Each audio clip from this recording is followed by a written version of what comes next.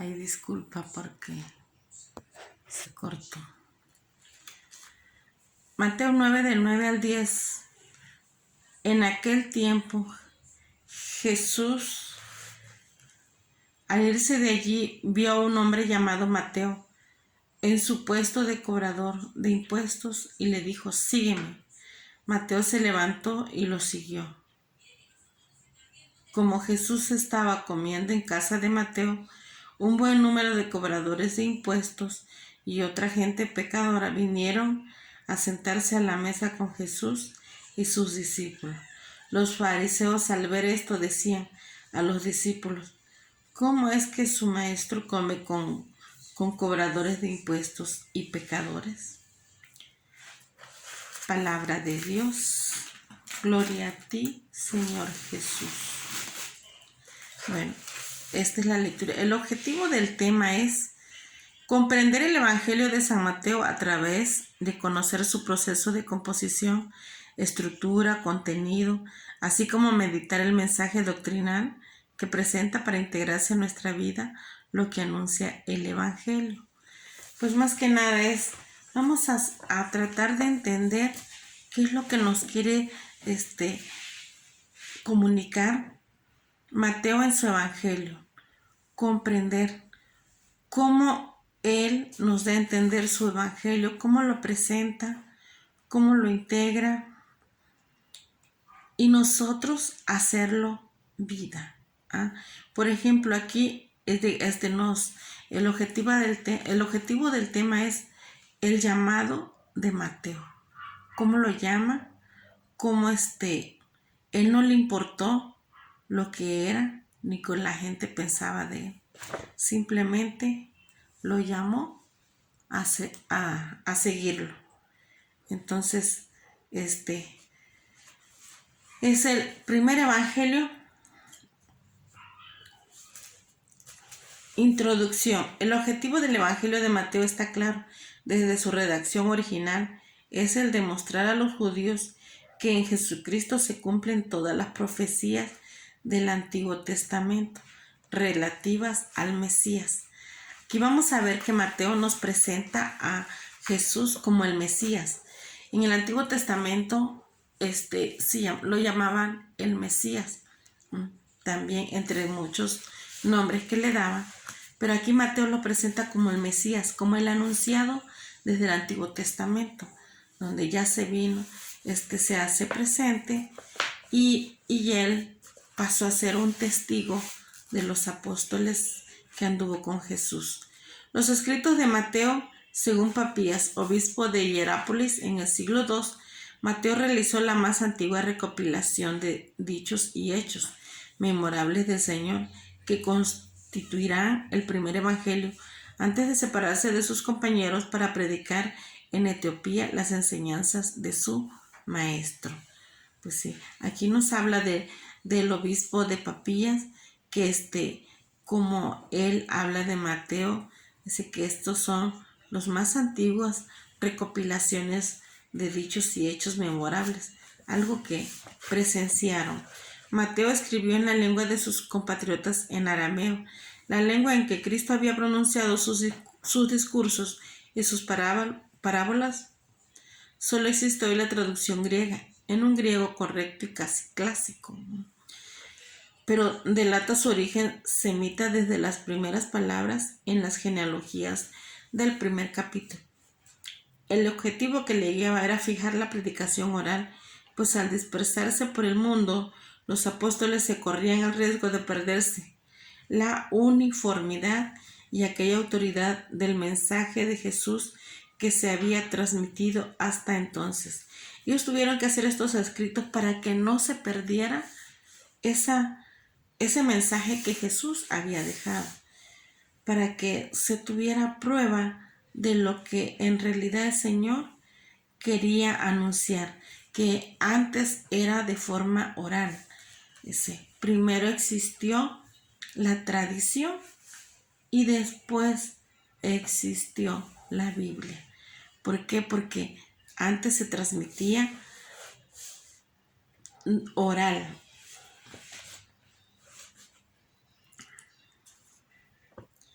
El objetivo que le guiaba era fijar la predicación oral, pues al dispersar por el mundo, los apóstoles se corrían el riesgo de perderse la uniformidad y aquella autoridad del mensaje de Jesús que se había transmitido hasta entonces. Pero lo que San Mateo se propone ante todo es enseñar, recogiendo fielmente los discursos de su maestro. Él quería que se transmitiera tal y como Jesús lo enseñó. Es el Evangelio del discurso. Mateo ordena su mensaje alrededor de 5 discursos magníficos y le da un carácter de enseñanza. Discurso inaugural, sermón en la montaña, bienaventuranza, el contenido y las exigencias del reino anunciado. Discurso misionero, la misión de los discípulos como la de su maestro, que esa es la de un misionero que viene a comunicar. Discurso sobre el reino, 7 parábolas sobre el reino de Dios. Le llaman el discurso sobre el reino. Lo que Dios quiere que sepamos anunciado por medio de Jesús. Discurso eclesiástico sobre la disciplina, orden o convivencia en la iglesia. Este discurso eclesiástico tiene que ver con toda la disciplina y el orden que tiene que haber en la iglesia. Discurso escatológico, enseñanzas y parábolas sobre la vigilancia.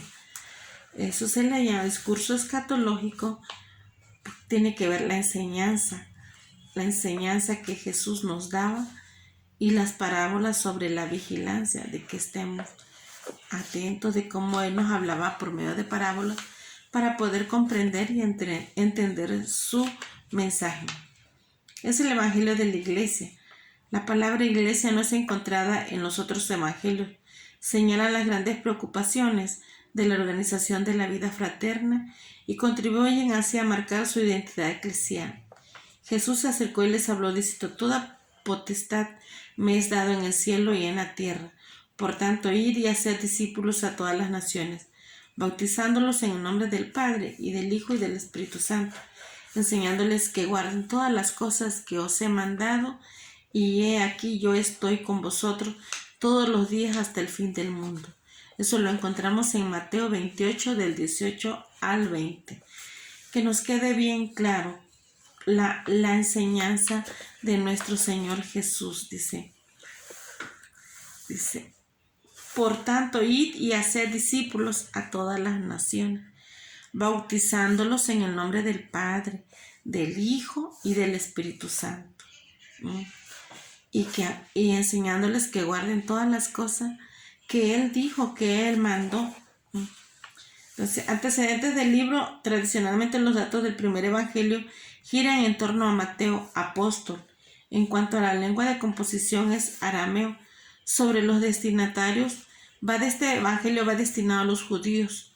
Sobre el tiempo de composición, el primero entre los evangelistas. Esos son los antecedentes de este evangelio. Vamos a ver la persona de Mateo. Los 3 sinópticos y el libro de los Hechos mencionan a Mateo entre la lista de los apóstoles. Solo el primer evangelio añade la denominación de publicano.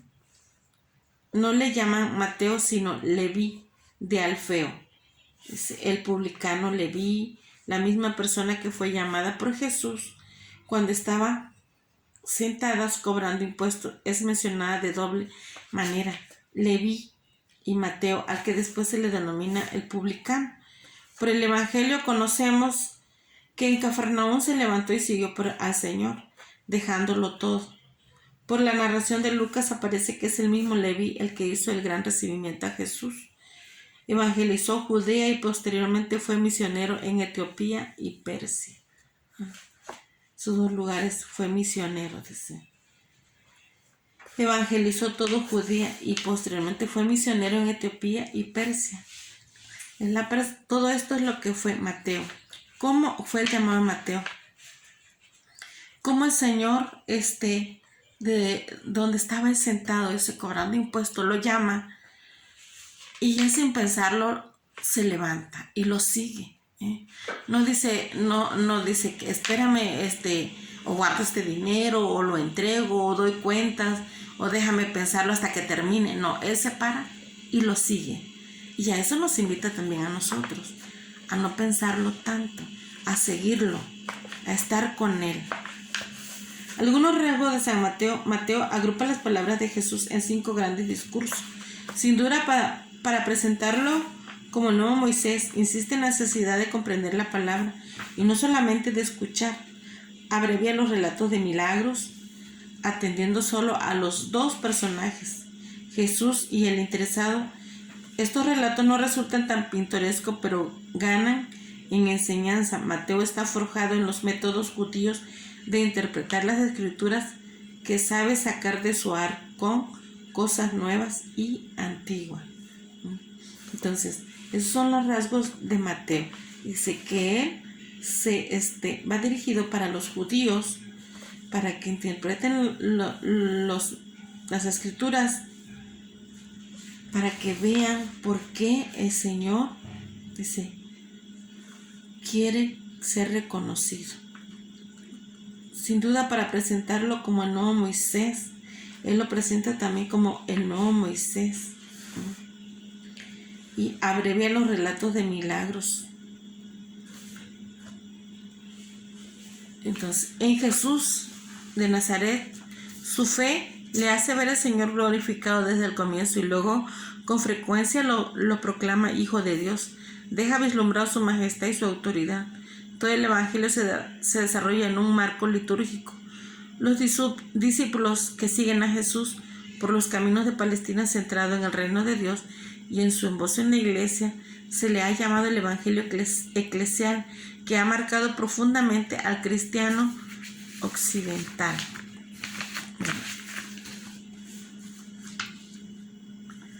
Pues ya sabemos que el autor de este Evangelio es Mateo el apóstol. El año de composición, dice,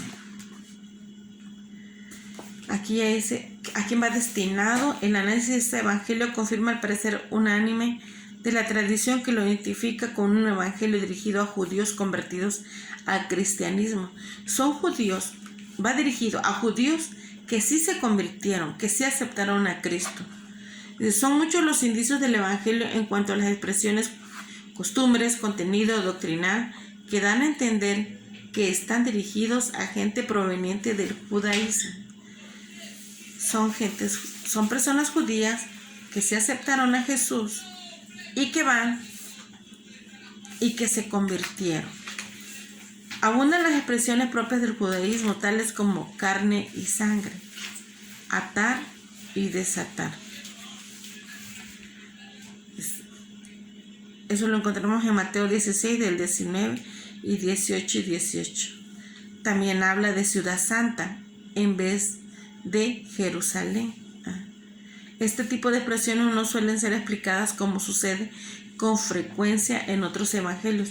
Mateo explica solamente Emmanuel, Mateo 1, 23, Gólgota, Mateo 27, 33, Elí, Elí, Mateo 27, 46.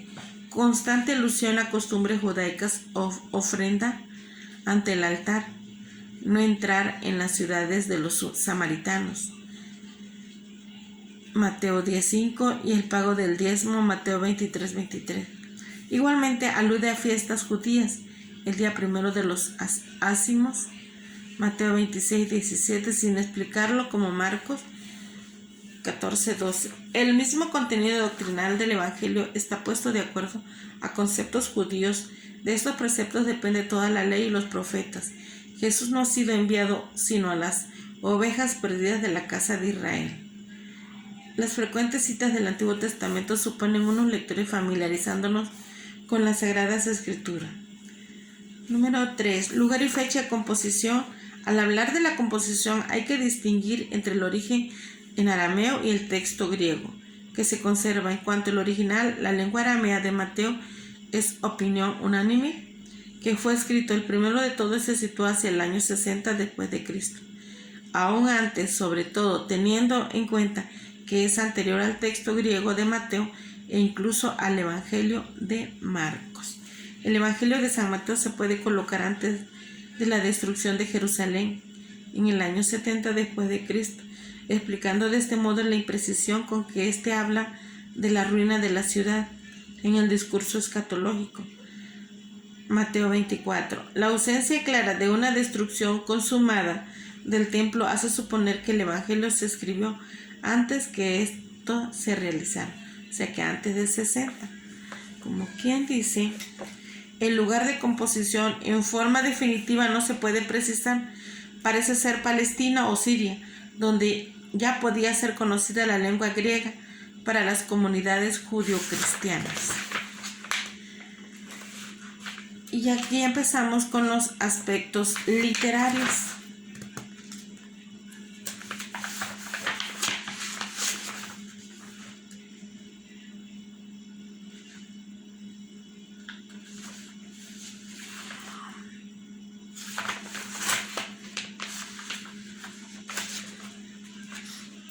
Aspecto literario, que quiere decir la forma de transmitir su mensaje, cómo él acomodó su mensaje, su evangelio. Y aquí viene la estructura, división en 5 partes. Elementos internos y literarios del evangelio ponen de manifiesto esta división en 5 partes, considerando los capítulos del 1 al 2 como una especie de prólogo y los capítulos 26 al 28 como un epílogo. El resto del evangelio queda dividido en 5 libros agrupados del modo siguiente. Aquí está el prólogo, capítulo 1, 2, y luego y nos vamos a nuestra Biblia y checamos cómo está aquí. El prólogo. Jesús recorre el mismo itinerario del pueblo de Dios. Y luego está aquí la historia del pueblo de Dios, apuntada al nacimiento del Cristo Emmanuel, Dios con nosotros. Su infancia lo presenta como el heredero de las promesas hechas a Abraham, el rey de las naciones, adorado por los magos, ya perseguido como lo será su pueblo. Y Juan Bautista presencia a Jesús, su bautismo, lo manifiesta como el Hijo de Dios, y en sus tentaciones revive las pruebas de Israel en el desierto. Para concluir, Jesús es la luz de las naciones. Todo esto viene siendo el prólogo. Así es como él lo presenta, el capítulo 1, 2, los antepasados de Jesús. Viene siendo del capítulo 1 hasta el 2, viene siendo el antepasado de Jesús.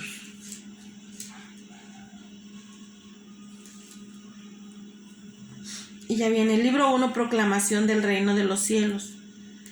3.1 de 4 parte narrativa. Y luego 5.1, 7.27 parte discursiva, es el sermón del monte. El libro 1, proclamación del reino de los cielos, es cuando él anuncia las bienaventuranzas.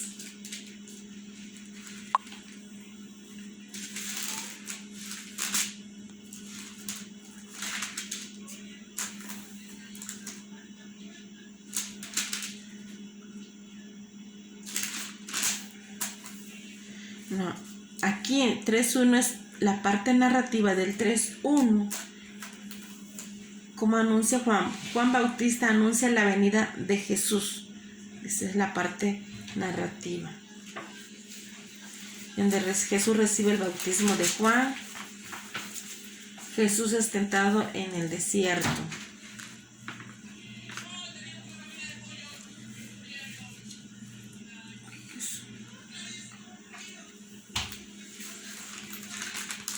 Y ya viene hasta el capítulo 5, la parte discursiva, que es el sermón del monte. Ahí empiezan las bienaventuranzas.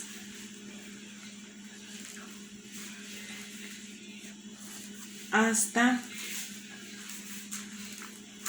donde nos anuncia sale luz, una ley más perfecta,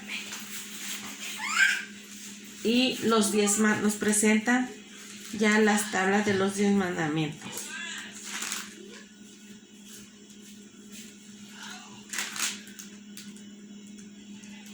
Ya donde viene el libro 2, predicación del reino de los cielos,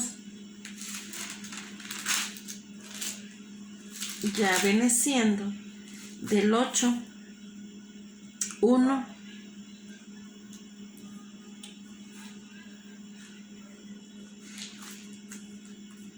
curación de un leproso,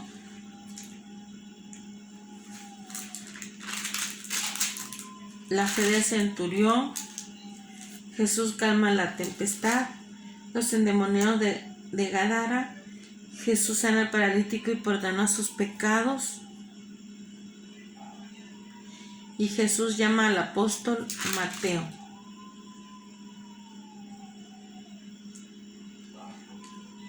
Hasta allí viene la parte narrativa. Y luego ve del 9 al 36. Aquí viene la segunda etapa. Aquí dice: la buena nueva no es recibida. Jesús enseña y sana, encomienda la misma misión al grupo de los 12. En el centro del discurso misionero, Jesús se identifica con sus discípulos. Quien lo recibe a él lo recibe. Jesús enfrenta la incredulidad. A Juan Bautista le recuerda su misión de denuncia la ceguedad de las ciudades que no creyeron. Choca con el legalismo de los fariseos. Anuncia su muerte, el juicio de esa generación. Renuncia a su familia carnal a favor de la familia espiritual que forman sus discípulos. La segunda etapa del 9 a 35 y del 12 a 50 es lo que habla de todo eso. Cómo él anuncia la incredulidad de la gente que no le cree, que no aceptan que es el Hijo de Dios. Y ya de aquí esto termina hasta el 11, que es la segunda, el libro 2, hasta estoy viendo la Biblia, del fórmula final 11:1. Jesús y Juan Bautista.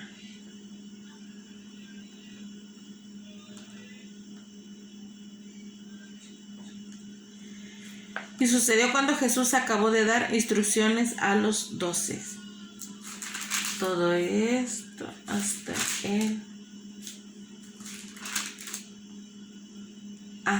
el 13. Hasta ahí termina el libro 2.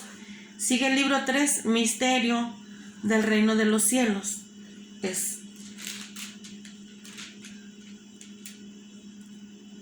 13:1. El sermón de las parábolas del sembrador.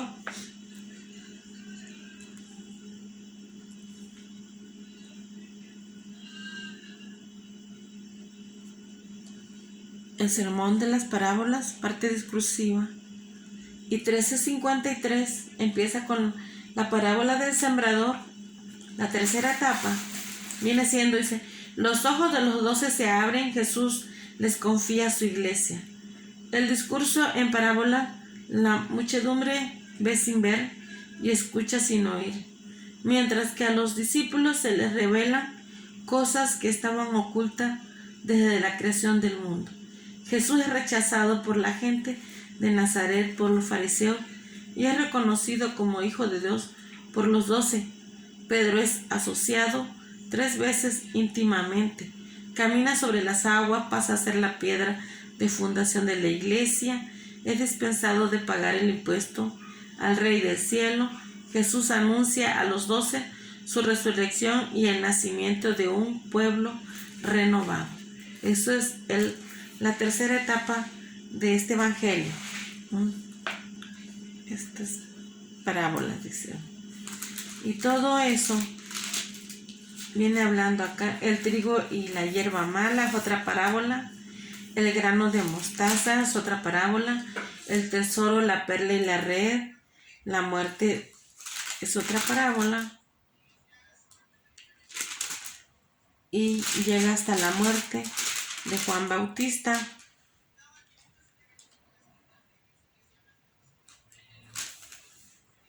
Y luego el cuarto libro, la iglesia primicias del reino de los cielos, 13:5. Empieza hasta acá.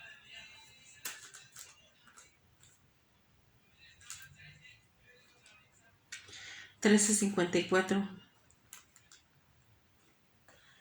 La parte narrativa. Y luego la La parte de discursiva, sermón eclesial, empieza del 17, 22, 15. Se mancha al hombre lo que sale de él. Esa es la parte discursiva. Sermón eclesial. Jesús sana a la hija de un pagano. Segunda multiplicación del pan. Del 15 en adelante es mandato de Dios y enseñanza de hombres. Segunda multiplicación. Los fariseos piden una señal. La fe de Pedro y las promesas de Jesús. Y sucede cuando acabó que Jesús estos discursos. Termina en el 19. Por aquí seguimos viendo la fe de Pedro y las promesas de Jesús. Jesús anuncia su pasión, la transfiguración de Jesús. Jesús sana a un epiléptico, el impuesto para el templo. Cómo conviven los hermanos en la fe. El que no perdonó a su compañero. Y termina en matrimonio, divorcio y continencia por el reino.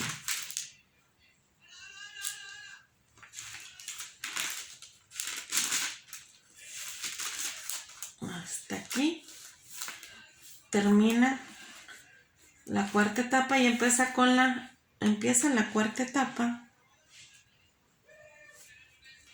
18.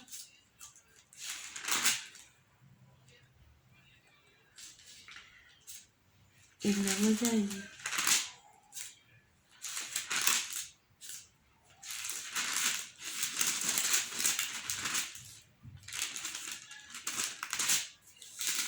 se me perdió donde empieza la quinta.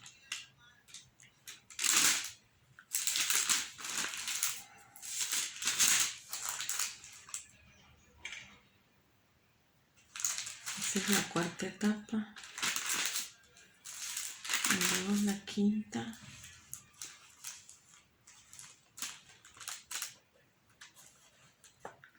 Sermón escatológico.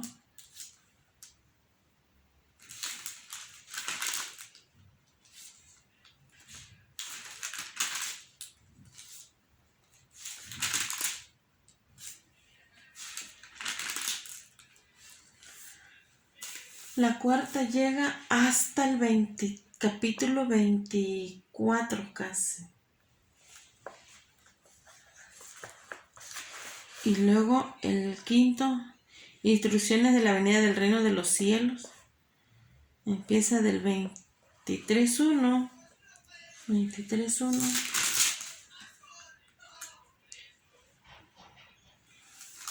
Y dice, no imiten a los hermanos de la ley. Sermón escatológico. Ok. La quinta etapa dice, Jesús anuncia su vuelta al fin de los tiempos, discurso sobre la destrucción de Jerusalén, el fin del mundo, la venida del Hijo del Hombre, hay que hacer fructificar los talentos, el criterio del amor. Entonces Jesús entrega su pasión, su inocencia, su subrayada, y lo mismo su majestad real. Mientras que los sacerdotes se endurecen en su incredulidad, los discípulos reciben del resucitado la misión de enseñar a todas las naciones. Jesús estará a su lado. Entonces, aquí vamos a encontrar, tienes que irlo checando con tu Biblia hasta dónde abarca el primer libro, el segundo libro, porque su evangelio de Mateo está dividido en 5 libros. Saber qué es lo que contiene, hasta dónde abarca un libro, hasta dónde abarca el segundo, el tercero, el cuarto y el quinto, y así nos vamos, para que vayas. No te voy a decir que ahorita te pongas a leer todo el evangelio, eso lo vas a ir leyendo poco a poco, pero sí tienes que saber de qué habla el título de cada lectura. Por ejemplo, aquí en el quinto dice la destrucción de Jerusalén y el fin del mundo. Ya después lo lees con calma y ya vas a entender de qué habla allí, ¿no?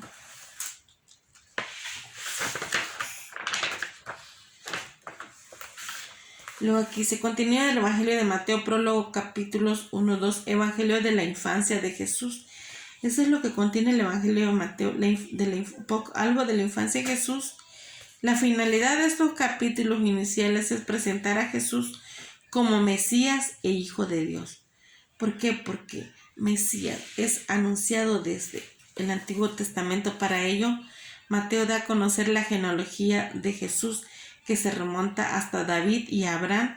La genealogía está hecha a base de sus 3 grupos de 14 años, que te decía cómo está la genealogía de 14 generaciones, 28, 32, la genealogía de los antepasados de Jesús, hijo de Abraham. Abraham fue padre de Isaac y de Jacob, y cómo lo fue presentando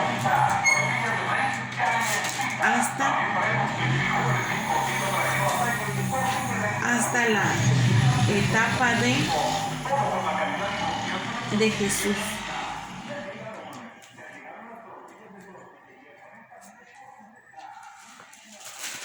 Son 14 y 14 y 14.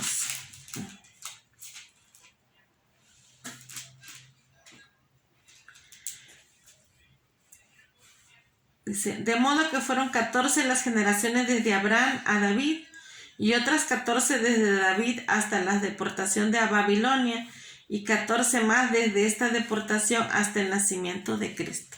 Son 14, 14, 14. Son 3 de 14 las generaciones hasta la llegada de Jesús.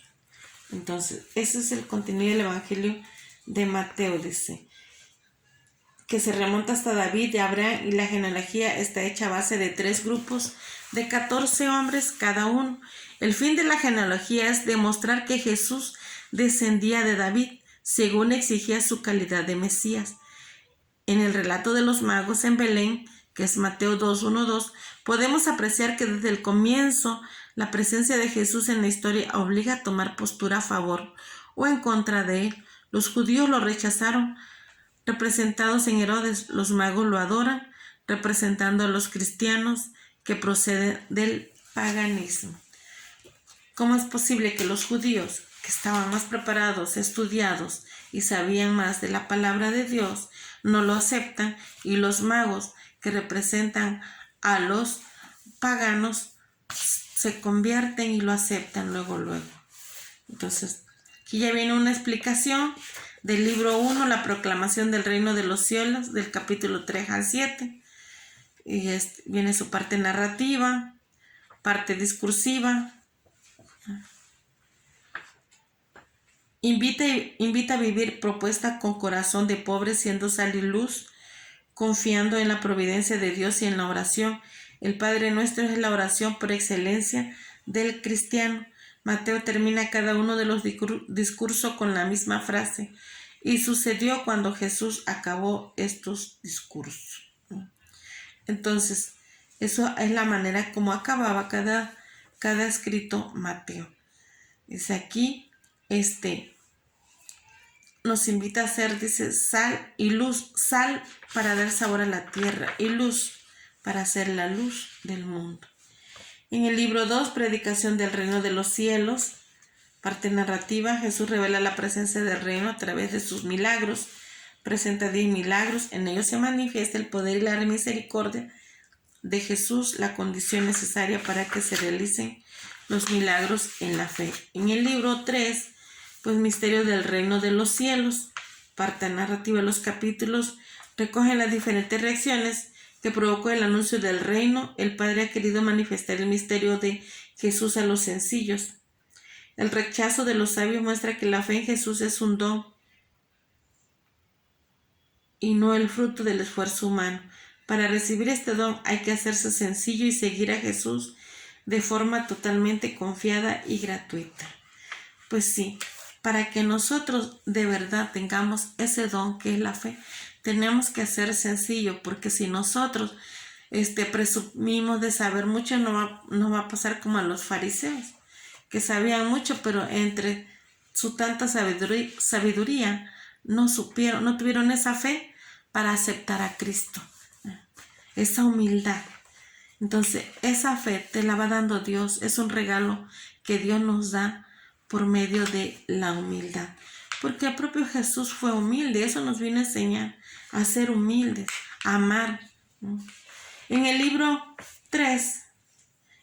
4, la iglesia primicias del reino de los cielos, dice, parte narrativa, el episodio inicial es como un resumen de rechazo hacia Jesús ante la oposición de las autoridades políticas. Herodes y religiosos, fariseos, escribas y saduceos. Jesús se retira y va centrando su actividad en el grupo de los discípulos. De este modo abandona a Israel y se abre a los paganos. Pues sí, él vino a los judíos, pero al no aceptarlo, pues se abrió a los demás. Entre esos paganos somos nosotros. Entonces, por eso dice la iglesia primicias del reino de los cielos, porque el reino se abre a los demás. El libro 5, próxima venida del reino de los cielos. Pues sí, aquí ya en el libro 5 ya nos habla de la parusia, de la segunda venida de Jesús. Dice, parte narrativa, los relatos y las palabras de Jesús en esta sección hacen ya presentar la crisis implacable del discurso escatológico. Los últimos días en Jerusalén, después de la entrada triunfal, se desenvuelven en un clima hostil. Jesús denuncia la hipocresía de escribas y fariseos, no practican lo que enseñan. Tenemos el tercer anuncio de la pasión. Sí, aquí, más que nada, Él ya les viene anunciando la venida del reino de los cielos. Se hizo con todo lo que Él nos dio a conocer, con todo lo que Dios lo manda a Él a revelarnos. Entonces, esa es la próxima venida del reino de los cielos. Ya está, el reino de los cielos ya está entre nosotros cada vez que nosotros hagamos lo que Jesús nos vino a enseñar. Esa es la próxima venida del reino, que ya está, porque Él ya vino y ya se fue y ya va a venir por segunda vez, que es la llamada parusia. El quinto, parte discursiva, sermón escatológico, el quinto y último discurso hace patente una crisis violenta. Dios rechaza al pueblo infiel y lo sustituye por el pueblo nuevo, formado por judíos y gentiles. El discurso insiste en la vigilancia, trata del fin del judaísmo, invita a estar alerta para el fin de cada individuo y anuncia el juicio final en que los hombres son juzgados por sus obras de misericordia. Así. Pues sí, aquí ya es el anuncio, nos hace patente, pues se viene una violencia al no aceptar los judíos. Entonces los que sí aceptaron, pues se convierten y viene el rechazo al pueblo infiel y lo sustituye por el pueblo nuevo, el pueblo que sí acepta al Señor. Y el epílogo habla de la pasión y resurrección de Jesús. Estructura dinámica dramática. El Evangelio de Mateo tiene un dinamismo propio que lo caracteriza, así como un dramatismo expresado en el rechazo que Israel hace de Jesús. Esta estructuración se podría presentar así. El prólogo, presentación de Jesús, hijo de David, hijo de Abraham, Emmanuel, salvador del pueblo, adorado por los magos, rechazado por los judíos. Pues sí, porque lo aceptaron los demás, menos los judíos, a quienes iba dirigido. La primera parte del pueblo judío no quiere creer en Jesús. Juan Bautista predicando el bautismo de Jesús y victoria sobre el diablo. Sección Jesús poderoso en palabras y obras. La segunda sección, los discípulos enviados por el Maestro. La tercera sección, una oración con Jesús o contra Jesús. La segunda parte, pasión y gloria. Sección hacia Jerusalén. Jesús se retira y va a fundar su iglesia. Jesús sube a Jerusalén e instruye a su iglesia. En Jerusalén, pasión y gloria. Entrada de Jesús en Jerusalén. Encuentro de Jesús y sus enemigos. Bueno. El mundo es juzgado por Jesús en el discurso escatológico. Jesús es juzgado por los hombres, su pasión. Juicio de Dios en la gloria de la resurrección es el epílogo. Juicio de Dios en la gloria de su resurrección. Misión de los discípulos de predicar al mundo entero. Género literario. El género literario de Mateo es carismático, más que histórico. Esto quiere decir que no pretende ser una narración historiográfica sobre la vida y los hechos más importantes de un hombre, sino más bien pretende transmitirnos una doctrina de salvación. Esa es la misión, ese es su género literario, transmitirnos una doctrina de salvación, su ejemplo y testimonio a fin de provocar en nosotros un acto de fe y de aceptación, de fe, de creer, de aceptar esa salvación que nos ofrece Jesús. Luego sus fuentes literarias. El original de Mateo fue escrito según la tradición en arameo. ¿Qué relación guarda el evangelio griego según San Mateo que se conserva con el original arameo que se ha perdido? El modo de citar al Antiguo Testamento unas veces conforme al texto hebraico y otras conforme a la versión griega de los 70. Indica que no se trata de una manera de traducción del arameo. Si fuera una pura traducción, entonces las citas del Antiguo Testamento serían siempre conforme al texto hebraico. Por otra parte, el vocabulario y la gramática están conformes con la lengua griega. Por eso no se puede decir que el actual evangelio griego, según San Mateo, sea una pura traducción. Más bien habría que decir que es una adaptación de un original arameo. Esto hace precisamente que las citas del Antiguo Testamento que son propias de este evangelio estén tomadas del texto hebreo, mientras que las citas comunes con Marcos y Lucas dependen de los 70.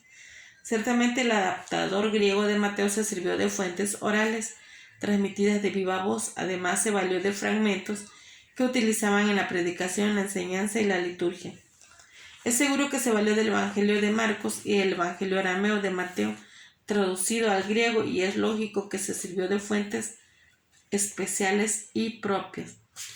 Pues sí, tuvo que fijarse un poco de las lenguas arameo y griego, pero él lo escribió, su escrito de él fue en arameo. Sí estuvo checando los otros escritos griegos y hebreo para ver la diferencia que tenía. El mensaje teológico, el evangelio del Mesías, el contenido principal de este evangelio es el mesianismo de Jesús. Jesús es el Mesías prometido desde el Antiguo Testamento. Ese es el mensaje teológico. El evangelio del reino. Jesús se presenta como fundador, legislador y doctor del nuevo reino de los cielos en la tierra. La iglesia, el reino es inminente. Su legislación fundamental es el sermón del monte, sus características en las parábolas del reino, las relaciones de sus miembros en la instrucción que da a sus apóstoles y su consumación en el discurso apocalíptico. Sí, le llaman aquí el evangelio del reino porque él ya anuncia el reino de Dios, ya está aquí, ya se hizo presente, él nos lo dio a conocer. Cristo, cuando habla de Cristo se refiere al Señor resucitado y le concede títulos muy abundantes. Se insiste en su filiación divina y en nuestra filiación adoptiva. Pues sí, divina porque proviene de Dios, y adoptiva porque tuvo unos padres adoptivos aquí en la tierra. Los discípulos, ellos reciben de Jesús la facultad de atar y desatar. Son instruidos para la misión de propagar el reino de Dios por todo el mundo. Reciben de Cristo el mandato universal y una asistencia perpetua les es prometida. Eso lo hallamos Mateo 28, 18 al 20. Con la autoridad suprema queda constituido Pedro como cabeza de los 12 y de la iglesia. Ahí está, para que vean la facultad que le da Jesús a los apóstoles de hacer su iglesia. Judíos y gentiles. Jesús es enviado a los de su pueblo, pero desgraciadamente Israel, guiado por sus dirigentes, rechaza desde el principio hasta el fin